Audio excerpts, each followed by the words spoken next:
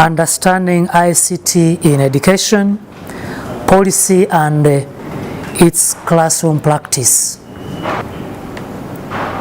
Because the use of ICT seems to be very new to many of us, it is very important to know the policies that govern ICT.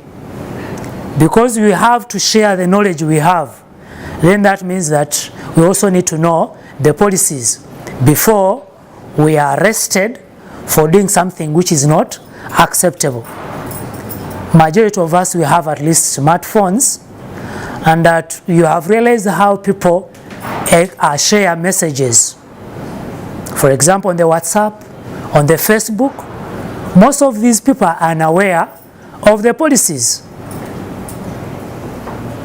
It might be a group for church members, but someone can post a message which are somehow in line with the politics.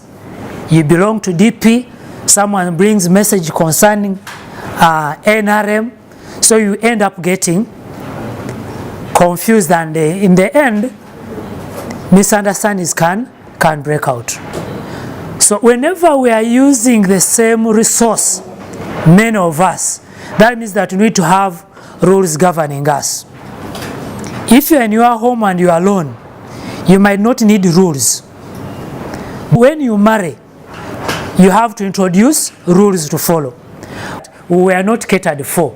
So that's why we need also to come up with our IT policy on education.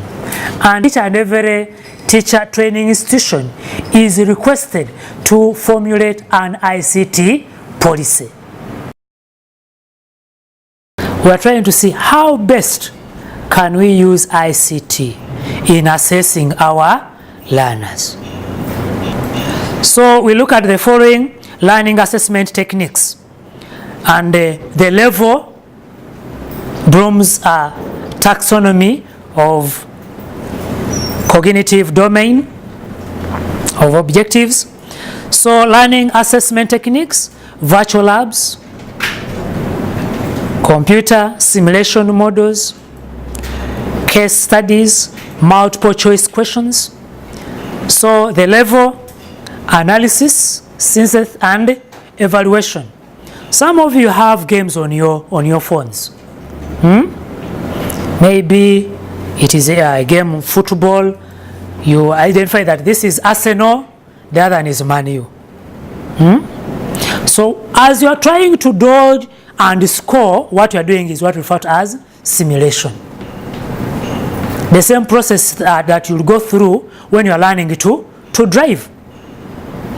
Sometimes when you are driving this side, but on the seat of the instructor, there also other pedals to control you. So we can use simulation models, more especially in areas where we feel that it is not safe, it is risky. For example, if you are teaching about electricity and you can't take them directly, but at least they can use the models. You see how they have connected the models? Say, here it is wrong, you would have connected there. Then of course the learner will ask you, my instructor, why is it not allowed to connect here? Rather than taking that learner directly to the real object. Then that other level is application, interactive tutorials, simulations, instruction, games, case studies. That is application, how you are applying the knowledge. Still simulation comes back. As you are using your phone, dodging the potholes, driving a car, you'd find even someone are making the sound like a car. Voo, voo, beep, beep. Sometimes it happens as you are playing the game. So from the playing you are doing the application. So that means that if you happen to get money by your car, you'll use these skills. That from here, this is how I'm supposed to dodge, then dodge like this, dodge like the other, till I reach the end. Then knowledge. Things like the flashcards, games, quizzes, they just at that level of knowledge, remembering. So some universities are running away from our system.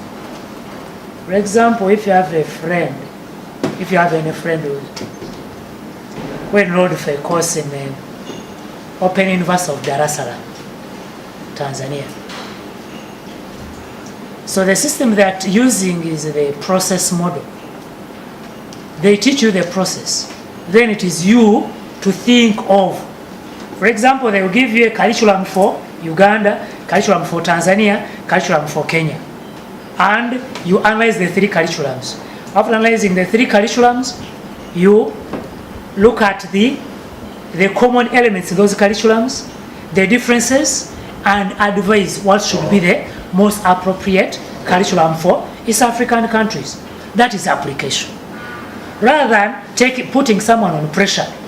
Tomorrow we are having a paper, come and sit an exam. I think their system is good. So we still have a long way to go. But let us keep in prayer. It will happen anytime. Because when you look at this assessment we are doing,